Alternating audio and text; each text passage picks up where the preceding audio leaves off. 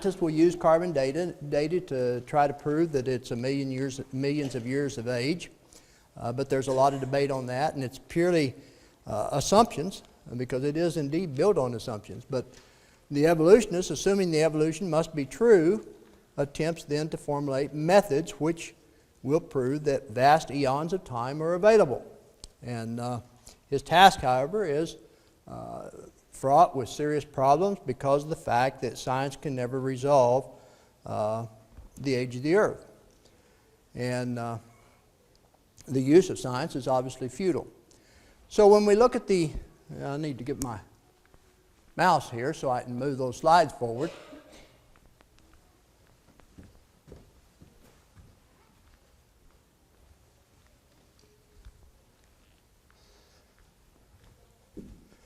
When we look at the age of the earth, there are three things we want to consider about the age of the earth. And the first thing we need to accept is no one was there at the beginning of time to start the clock.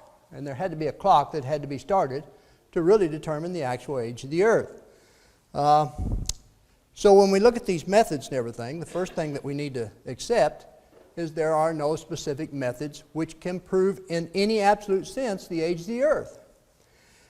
In fact, all scientific data methods are based on certain assumptions, and this includes the carbon dating. This must be the case for one, no one was there in the beginning, as I mentioned. And the second thing we need to consider is the assumptions underlying dating methods most often used to obtain old ages for the earth have not been proven. This is the case with carbon dating, or the radiometric dating methods, you might say. And because of this, they have come under serious question in recent years as to just how accurate this dating is. And so the third thing we need to consider is there are over 50 different scientific methods which indicate that the earth is relatively young. This was published by Morris and Parker, What is Creation Science, on pages 254 through 257. And the data from these methods deal with population statistics, the amount of hydrogen in the universe, amounts of atmospheric helium, and many other such methods. Yet these methods are conveniently omitted from the textbooks dealing with evolution.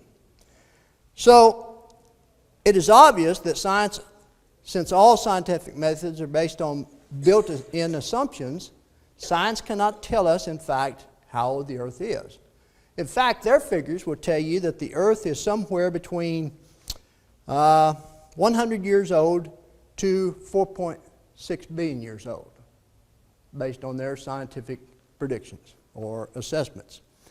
There is, of course, no one passage or group of passages in the Bible that states precisely in years the age of the earth, but we're going to try using the age of some of the people in the Bible to determine about how old the earth is in just a moment. But it does mean, however, that a relative age of the earth cannot be ascertained. The earth is indeed 5 days older than man. We know that if we go to Genesis, the first chapter, and we look at the 6 days of creation. Man was created on what day? Sixth day. So therefore the earth is 5 days older than man. We know that, and I'll go again to Genesis, the 20th chapter, if you want to turn there, and we'll look at verses 9 through 11. I can't emphasize those scriptures enough, because if you're dealing with an evolutionist or you're dealing with a theistic evolutionist who questions the 6 days of creation and the duration, Genesis, the 20th chapter, verses 9 through 11, is a perfect place to go. So let's just look at that for just a moment. In verse 9, it says, 6 days you shall labor and do all your work, but the seventh is a Sabbath, the Lord your God. In it you shall do no work, you nor your son, nor your daughter, nor your male servant, nor your female servant, nor your cattle, nor your stranger who is within your gates. For in 6 days the Lord made the heavens and the earth, the sea and all that is in them, and rested the seventh day. Therefore the Lord blessed the Sabbath day and hallowed it. So we see here in Exodus then the comment made about the days of creation, 6 days of creation. We also see what the writer here tells us tells the Israelites, the Jews, what they should do 6 days. And so if you look at the two together, there has to be some consistency here. If they're told to work 6 days, and God said He created the earth in 6 days and everything in it in 6 days, then there has to be some similarity. And so if you use that scripture to talk to the theistic evolutionists, you should be able to handle that with no problem. But also, if you turn to Matthew the 19th chapter, Matthew the 19th chapter, and verse 4 specifically. And we'll not go to Mark the 10th chapter, verse 6, because it basically says the same thing. But in both these verses, Jesus affirmed in these two verses when He stated that man has been here since the beginning of the creation. Look in Matthew 19, verse 4. It says, "And He answered and said to them, Have you not read then, He who made them at the beginning made them male and female?" And so man was there at the beginning, man on the 6th day. And according to secular history and the data involved in biblical genealogies, which extend from Jesus back to Adam, if you go to Luke the 3rd chapter, which you don't need to go there, but Luke 3, verse 23 and following, the earth is shown to be in the neighborhood of around 6,000 years old, recognizing, of course, that the genealogies were not intended to establish an exact age for the earth, but rather indeed designed for what purpose? Cal? The earth was designed for man. No, I'm talking about the genealogies, though, that was published in Luke. Yeah, they were designed, exactly right, to complete the record of the Messianic line. And that was their purpose, but we can use some of that to determine approximately how old the earth is. Some have suggested that huge gaps appear in the genealogies, but they fail to consider one thing, and that is, if you look at what the Bible and history teach, while not enough time or space to study thoroughly, it has been verified historically that from the present time to Jesus, we're looking at about 2,000 years. And you look from Jesus to Abraham, you're looking at about another 2,000 years. The only question remaining then is, what about from Abraham all the way back to Adam? How long was that period of time? So the evolutionists say, well, millions of years. But you and I can look at it from a little bit different standpoint. The time span only takes up approximately 20 generations from Abraham to Adam. Now, if you think about 20 generations, it is impossible to squeeze almost 5 billion years of time frame in 20 generations, isn't it? How old was the oldest person listed in the Bible? 900 and what? 69. Who was it? Methuselah. If he was the oldest person listed in the Bible, then you take 20 generations here, there's no way that it can possibly encompass 5 billion years. So the evolutionist obviously has a problem with this. And remember also the biblical concept of apparent age. So, some things that we know, Adam was the first man. But how old was Adam when he was created? Full grown. He was full grown. How old was he? He was 1 day old. 1 day old? 2 seconds after God created him? Cal? How long were they in the garden? Don't know. How many were in the garden? How many what? How many were in the garden? Don't know. He told me that God increased her labor, and that implies that she had already had her son. There's an awful lot of things that there's no way to specifically prove one way or the other, that we'd have to take on faith. Well, and that's exactly what I said. From Abraham to Adam, we don't know exactly that time span. Okay? So I agree with you 100%. But the point I'm making is that there's 20 generations there, and 20 generations is not going to encompass, that's the word I'm looking for, encompass 5 billion years. And yet the evolutionists will try to tell you this earth is billions of years old. But if we accept the fact of what Genesis chapter 1 says and Exodus chapter 20 says, We can accept the fact that when we look at 6 days of creation, are they exactly 24 hours? I don't know, but I can certainly accept the fact that they're not billions of years in between each day. Cal? The first day was before God really had set up time with the stars and seasons and stuff like that. So I don't know how long a day was. To me, it doesn't matter. I mean, that's my thought. I don't care what it was. I believe that God created it. And as far as the age of the earth, as far as I know, God created it already aged. Okay, I can agree with you on that point, that God created everything already aged. He created Adam, a full-grown man. He created Eve, a full-grown woman. The animals were created full-grown. But I would take exception to the fact that it does matter, because if we cannot accept what Genesis chapter 1 says, then there's other parts of the Bible we would also say it doesn't matter as well. And we either accept the Bible in its entirety or not at all. It is the way we have to look at it, because God said it and that settles it, and we should accept that. Yeah.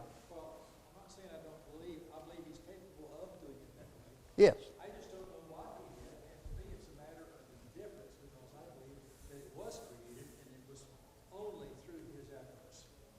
So I firmly believe that He is the Creator. To me, it's a matter of indifference how old the age is and how old people think it is. It doesn't matter to me, because I give it to Him. Well, and that's okay for you, but for the people that we're trying to teach and everything, it does matter. Because they'll argue that, well, how can one know? How can one accept God if we don't know for sure what the Bible say, if we don't accept the Bible? And we have to be able to study with them and to help them see what the Scriptures say. So that's the reason we're going through all this. Okay. All right. Now, we don't have any argument here. We're just discussing this. So, okay. So, here's the thing to think about here.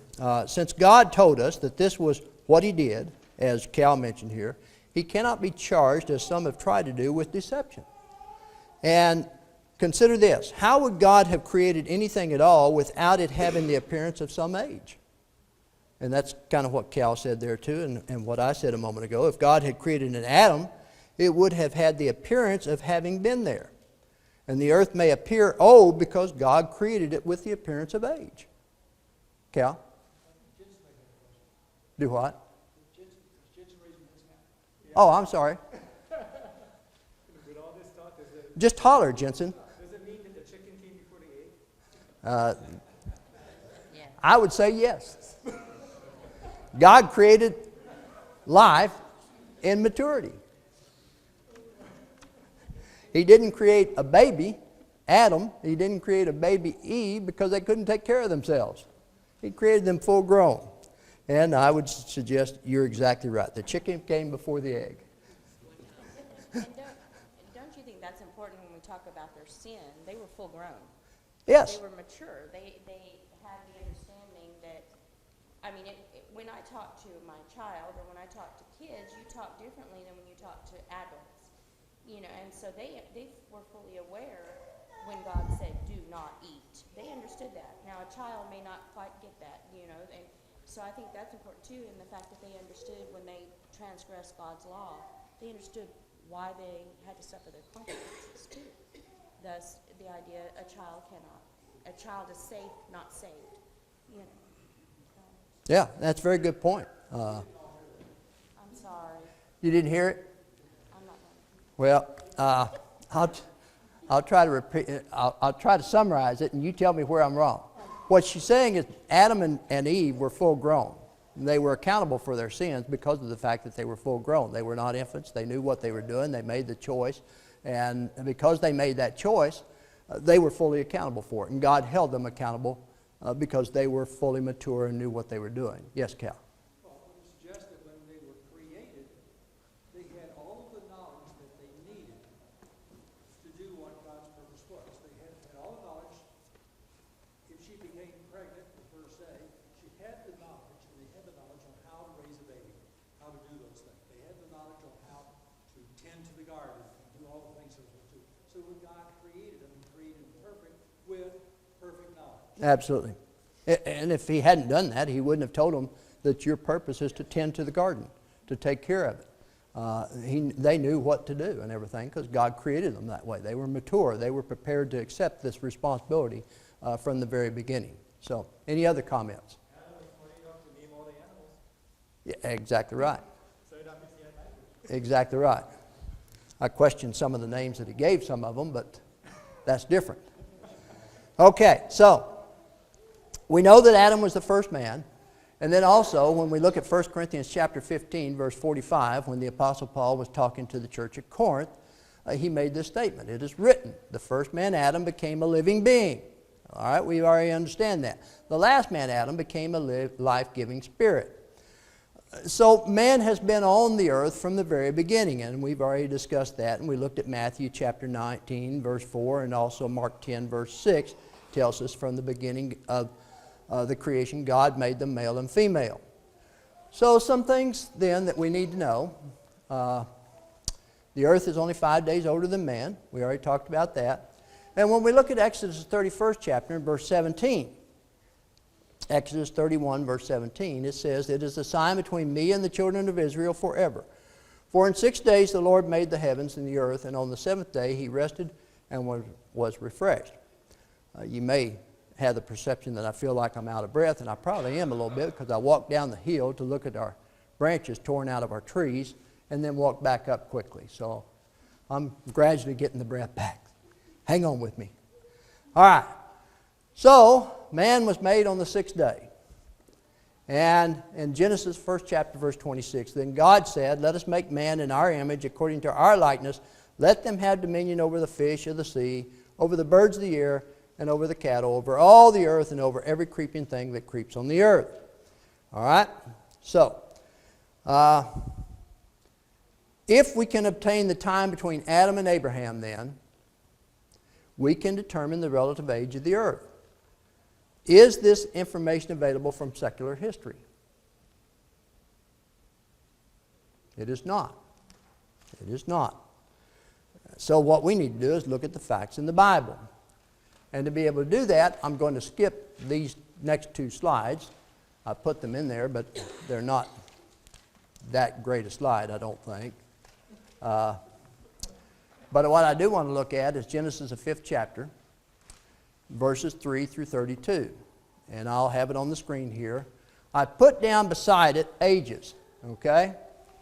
And we'll see that as we go through. And I've underlined where I got these ages. In verse 3 it says, "And Adam lived 130 years." Okay, if we accept the fact that Adam was born 2 seconds old from the time after the moment he was born, full grown, and he lived to be 130 years. We have 130 years here. "He begot a son in his own likeness after his image, and named him Seth. After he begot Seth, the days of Adam were 800 years, and he had sons and daughters." So, all the days that Adam lived were 930 years, and he died. Seth lived 105 years and begot Enosh. So I put 105 out there. After he begot Enosh, Seth lived 807 years and had sons and daughters. So all the days of Seth were 912 years, and he died. Enosh lived 90 years and begot Canaan. After he begot Canaan, Enosh lived 815 years and had sons and daughters. So all the days of Enosh were 905 years, and he died. Verse 12, "Canaan lived 70 years and begot Mahalalel." Verse 13, "After he begot Mahalalel, Canaan lived 840 years and had sons and daughters. So all the days of Canaan were 910 years, and he died. Mahalalel lived 65 years and begot Jared." 16, "After he begot Jared, Mahalalel lived 830 years and had sons and daughters. So all the days of Mahalalel were 895 years, and he died. Jared lived 162 years and begot Enoch. After he begot Enoch, Jared lived 800 years and had sons and daughters. So all the days of Jared were 962 years, and he died." Verse 21, "Enoch lived 65 years and begot Methuselah. After he begot Methuselah, Enoch walked with God 300 years and had sons and daughters. So all the days of Enoch were 365 years, and Enoch walked with God, and he was not, for God took him. Methuselah lived 187 years and begot Lamech. After he begot Lamech, Methuselah lived 782 years and had sons and daughters. So all the days of Methuselah were 960 years, and he died. Lamech lived 182 years and had a son. And he called his name Noah, saying, this one will comfort us concerning, and I guess I should move that. Maybe I did. You moved it for me, didn't you, John? Thank you. And he called his name Noah, saying, this one will comfort us concerning our work and the toil of our hands, because of the ground which the Lord has cursed. Verse 30, after he begot Noah, Lamech lived 595 years and had sons and daughters. So all the days of Lamech were 770 years, and he died. And Noah was 500 years old, and Noah begot Shem, Ham, and Japheth. Genesis 11:10 through 32. Verse 10, this is the genealogy of Shem. Shem was 100 years old and begot Arphaxad. And you might turn to Luke, the 3rd chapter, verse 36 there. And we'll read that real quick. Luke 3, verse 36.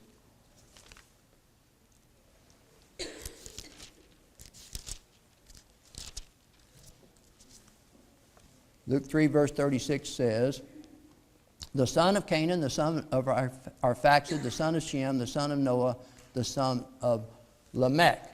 So that kind of takes that 2 years after the flood, okay?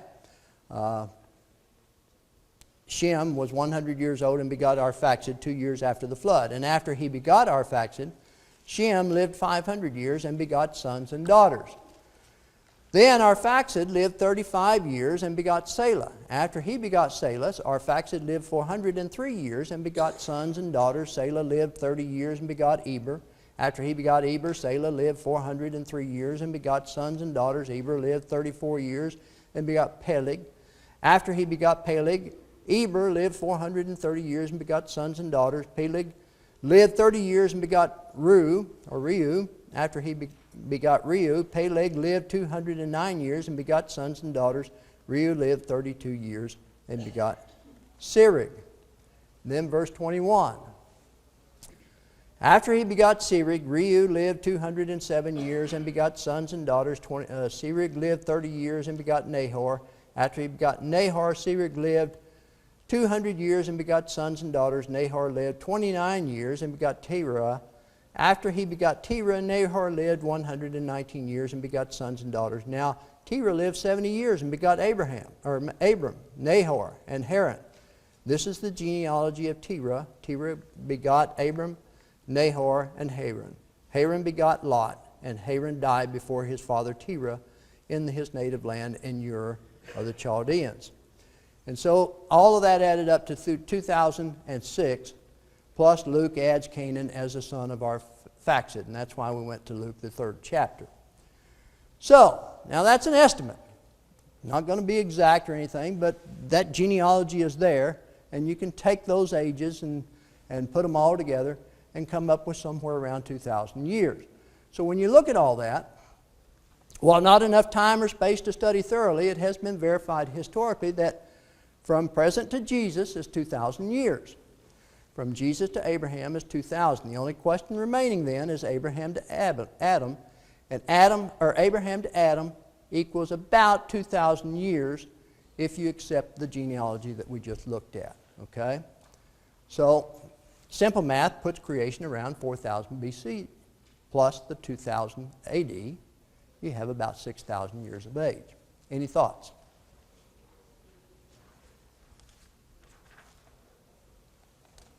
Any questions? Any doubts?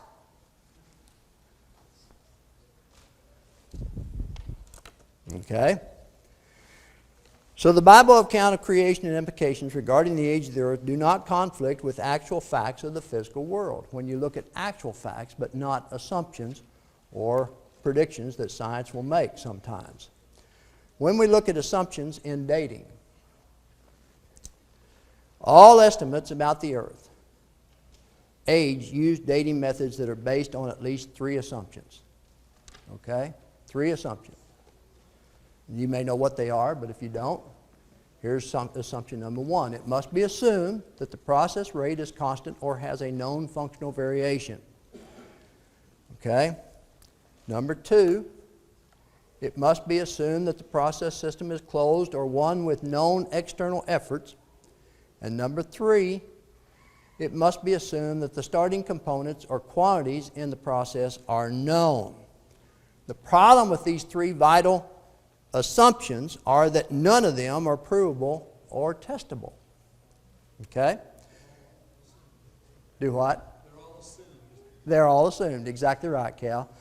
So, it is impossible for us to be certain that these basic starting points are true then.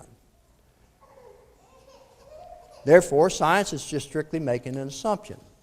So now,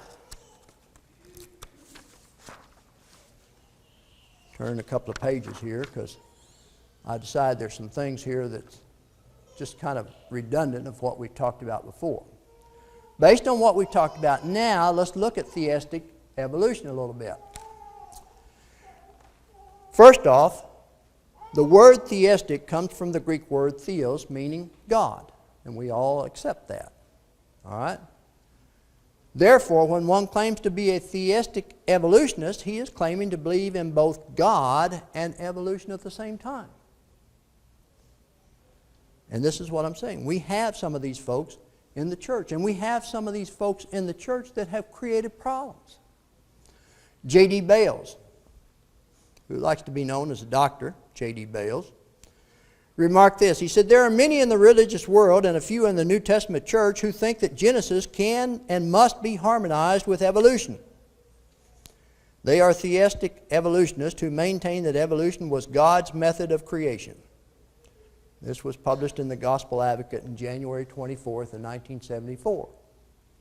Okay? But the theistic evolutionist, let me put one more up there. When one claims to be a theistic evolutionist, obviously he is claiming to know both God and evolution. One more. Here we go. The theistic evolutionist believes organic evolution was simply the way God did it as He brought the universe and its contents into existence. And although there are almost as many varieties of theistic evolution as there are people who espouse it, a few characteristics are common to all. So let's look at some of those characteristics of the theistic evolutionists. What do they believe in?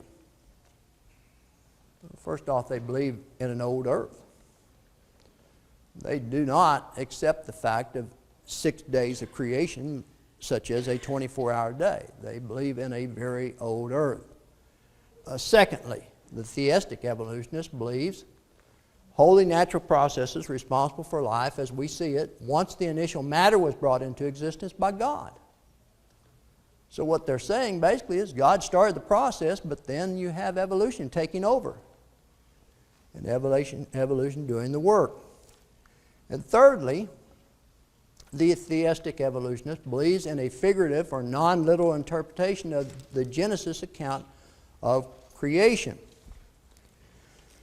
So, is theistic evolution popular? What do you think? Is it popular? It's very popular. If you think back a few weeks ago, I told you about a survey that was conducted among self-professed Christians, and they were asked the question, what percent of you believe that in the book of Genesis, chapter 1, that it was 6 little days of creation, 24-hour days? And I told you that the answer was 54%. Now that should concern us because these were individuals who said they were Christians, obviously God-fearing people, or people who supposedly studied the Bible, but only 54% accepted the fact that there were 6 little days of creation here. The other 46% said it's evolution. And this occurs in the church today. And there have been biblical teachers in the church today who have taught this philosophy. John Clayton is one of those. And I'll show you a comment about John Clayton in just a moment. But many people today take it as a way out of having to make a decision in favor of either evolution or creation. And as Christians, we should take a stand. It has become the middle of the road position with so many Christians that have already taken on a myriad of other issues, such as Bible inspiration, such as the virgin birth, such as miracles. People have accepted theistic evolution for a number of reasons. And one of those reasons often given by the theistic evolutionists for their acceptance of their position is that they believe it is not contradictory to the Bible, but is in fact compatible with the divine record. Dr. Neil Buffalo, for example, has plainly stated this. He said, "The concept of evolution is neither degrading to man, detrimental to human dignity, nor in conflict with the Bible." And this was published in an article, God or Evolution, April 1969. Here's what John Clayton said, though. And I don't know if you remember it, but John Clayton had a series of articles on evolution and the Bible. Published a number of things. And there were churches all around. Couldn't wait to get John Clayton to come in and talk to them. Maybe you've seen some of those advertisements about it. But here's what he said. In his book, The Source, his comment, "If we look carefully at the issues about which we are talking, however, we can find that evolution and the Bible show amazing agreement on almost all issues, and that one is not mutually exclusive of the other." He published this while he was in South Bend, Indiana in 1976. Still others believe in theistic evolution because they feel it simply doesn't matter all that much. As Dr. Buffalo has remarked, what do we care that man, the animal, is a product of evolution as long as man, the spirit, is begotten of God? We read further. There are many who possess such an attitude. One important reason, however, for the current popularity of this false doctrine is that Christians have become intimidated. They have been intimidated by fancy facts, impressive credentials, and flowery words and phrases set forth by some in the scientific community. And they have become victims of propaganda campaigns which teach that anyone entitled to a judgment believes in evolution, that all reputable scientists accept evolution, that belief in evolution is a part of the learning process in all thinking persons, and so on. Yes, Dan? Yeah. They have become victims of propaganda campaigns which teach that anyone entitled to a judgment believes in evolution, that all reputable scientists accept evolution, and that belief in evolution is a part of the learning process in all thinking persons. There was something I think I misunderstood. Did you say fancy facts or something? Yes, I did. You want me to read that earlier? Okay. Let me go back up there and find that, where I read that. Yeah, here we go. I said, they become intimidated by. yeah, I said there are many who possess such an attitude. This is what Buffalo had said. He said, what do we care that man, the animal, is a product of evolution as long as man, the spirit, is begotten of God? And then I said, there are many who possess an attitude of this. And the reason being is, for the current popularity of this false doctrine is that Christians have become intimidated. They have been intimidated by fancy facts, impressive credentials, and flowery words and phrases set forth by some in the scientific community. Okay. I take exception with the fancy facts. Okay? All right. What's the opposite of theory? The opposite of theory? Fact. Fact? Okay. Then evolution is fact. Is that what you're reading? Okay, so you think I should say fancy theories? Intimidated by fancy facts? So I should say fancy theories? Yeah. Okay. But see, facts was, the adjective for facts was fancy, which is for fantasy. Fantasy, yeah. Fantasy facts, that makes sense. Thank you, Cal. You bailed me out of that one, didn't you? Boy, what would I do without people helping me around here? I don't think that Christians are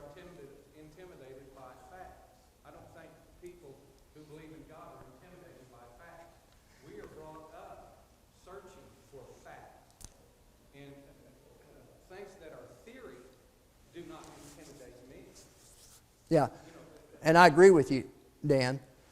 What I'm focusing on those who believe in theistic evolution, okay? You're not a theistic evolutionist, True. okay? It's kind of like, to me, carbon dating. They say, when they mention carbon dating, they say that we found a rock in this strata that's supposed to be older than such and such, and we estimate the age of this to be between 5 billion years and 2 million years old. That's quite a bit of difference. It is. And just as we talked about the fact that God created an earth that could appear to be very old, this can also confuse them as far as the carbon dating and stuff. How can they know?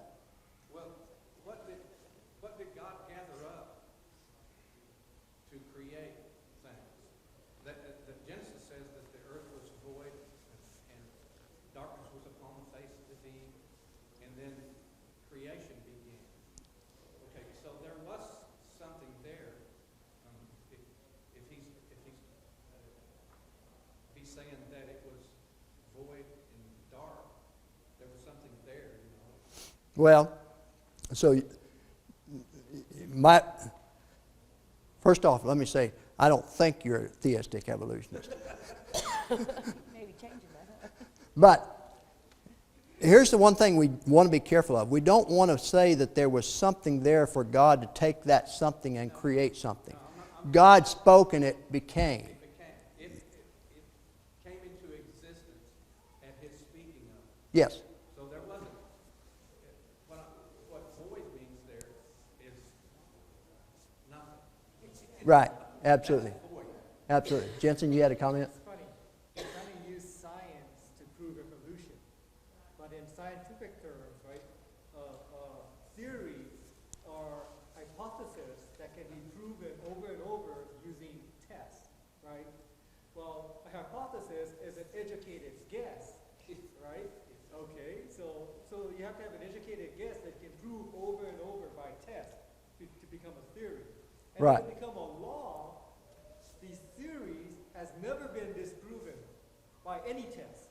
Okay, so what they're doing is they're flipping the whole thing upside down and saying, these assumptions, it has to be. Yes. Yes.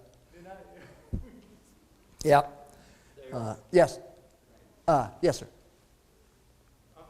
Corresponded with John Plank several times on this subject, and I do not understand him to believe in theistic evolution, but he believes in he believes in evolution within the species, within a species, where a caterpillar turns to a butterfly for a simple explanation. But I know that he doesn't believe that man come from the primal soup of the earth, and he states that the things that it takes, purines, pyrimidines, sugar phosphate matrix, and all this thing could not have come about by chance, which evolution would have to be by chance. It is a chance Right. theory.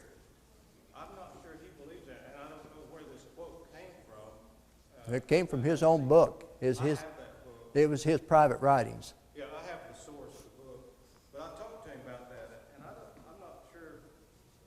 You may be right, but I don't understand him to believe in theism. Well, and don't get me wrong, I don't know how much he believes in theistic evolution, but I do believe that he believes in some of it to some extent.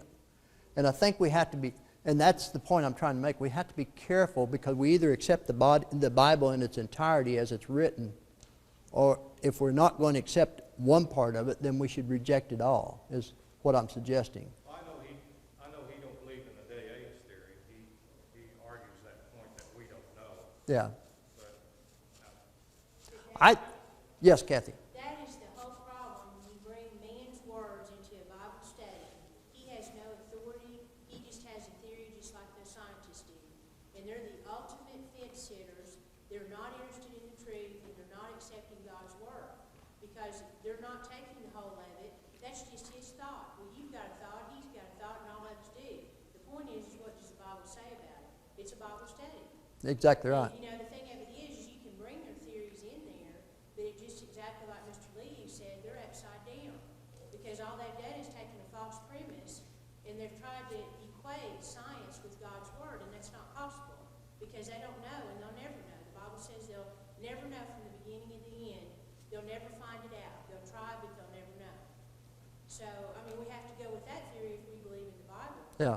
You know, and so it's just so what this guy said? He's just another guy, you know? Yeah, and that's exactly right. We need to do exactly like the Bereans did, and we need to study the Scriptures daily to see what is said. I mean, don't accept what I say either. Zeal without knowledge. Yeah. If you assume that knowledge is God, and He's all-knowing, and He has the truth, they have to be a lover of the truth first. They're interested in their theories, and those people are trying to equate their theories with the Bible because they're putting themselves on the same plateau as God is, and they can't do it. Exactly right. Yeah. They're going to fail every time, so, Yeah. you know. Yeah, that's right. Any other thoughts? Yes, sir. We know the Bible's not a textbook, it's a synopsis of what happened. There's no Hebrew word in Genesis that fits protozoa or amoeba or anything. He's not telling us, it's not a textbook, and we shouldn't look at it as a textbook. I agree with that. Right. But I was just, I brought that up because I didn't think it was, it would be fair. I don't believe he believes that, but I'll check it out and see. Well, and and he's not here to defend that. well, exactly right. And I'm not trying to say that he's 100% theistic evolutionist. I'm just quoting what he said in his book.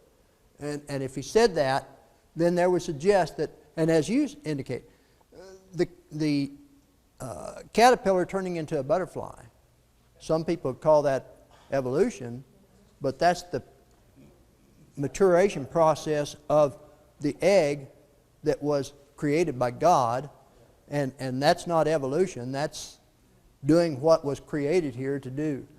When you take livestock, for example, mankind is taller today than they were 200 years ago. That's adaptation. It's not evolution. When you look at some of the livestock we have and everything, for example, some of the cattle, they have adapted based on the environment that they're in. That wasn't evolution, that's adaptation. And so there's a difference in that and evolution. Yes, Dan? If you had a herd of giraffes and the only food that they could digest and profit from was high up in the trees, the short giraffes wouldn't procreate. The taller giraffes would be the ones procreating and advancing. Exactly right. Yeah. So that's adaptation, not evolution. Right, yeah. And a lot of these programs now, their agenda is to disprove the Bible. There's about 5 TV programs on television right now, and their main agenda is to disprove the Bible at every turn, every chance they get.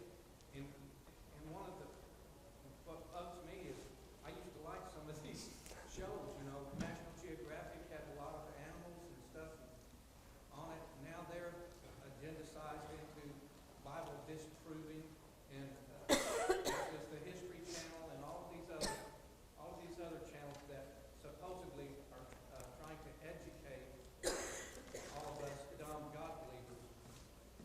Yeah. Well, they're all, I mean, you're exactly right. You look at National Geographic and History Channel, they're all talking evolution. They're trying to get us to buy into that. And a lot of our textbooks in school are doing that as well, as we've discussed earlier. So this is why, It wasn't a flood, it's a tsunami. yeah. This is why it's important for us to discuss this, because we're going to run across people with these kinds of ideas. And how can we sit down and talk with them intelligently and not be intimidated? And that's the whole purpose of this. Now, I appreciate the comments that you've all made tonight. I think it's been a very good discussion, and our time always gets away from us. But we'll continue this next week.